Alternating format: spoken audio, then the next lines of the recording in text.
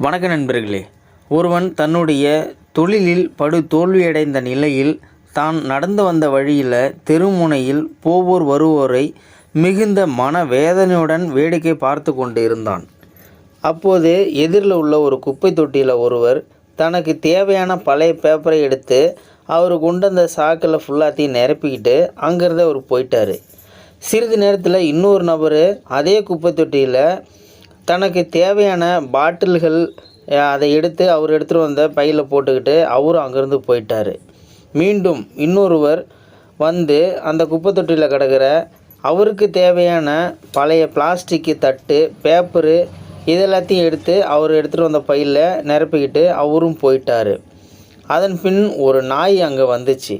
வந்து அந்த குப்பை தொட்டியில் இருந்த எச்சில் சாப்பாட்டையெல்லாம் சாப்பிட்டுட்டு அது வயிறு அடங்கினதும் அந்த நாய் அங்கேருந்து மறுபடியும் போயிடுச்சு. கடைசியாக ஒரு பசுமாடு வந்துச்சு. அந்த பசுமாடு அந்த குப்பையில் இருந்த அந்த எச்சில் இலையை சாப்பிட்டுட்டு வயிறு நிறைஞ்சதும் அந்த பசுமாடும் அங்கேருந்து போயிடுச்சு. இதை எல்லாத்தையும் பார்த்த படு தோல்வியடைந்த அந்த வாலிபன் யோசித்தான்.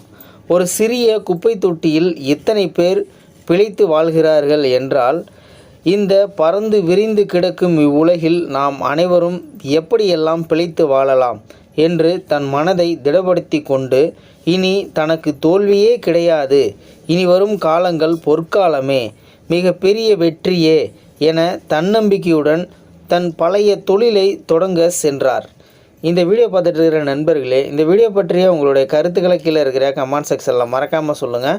வீடியோ பிடிச்சதா ஒரு லைக் பண்ணிக்கோங்க. அப்படியே நம்ம சேனலை சப்ஸ்கிரைப் பண்ணிக்கோங்க. மறக்காமல் பெல் சிம்லையும் கிளிக் பண்ணிக்கோங்க. நன்றி, வணக்கம்.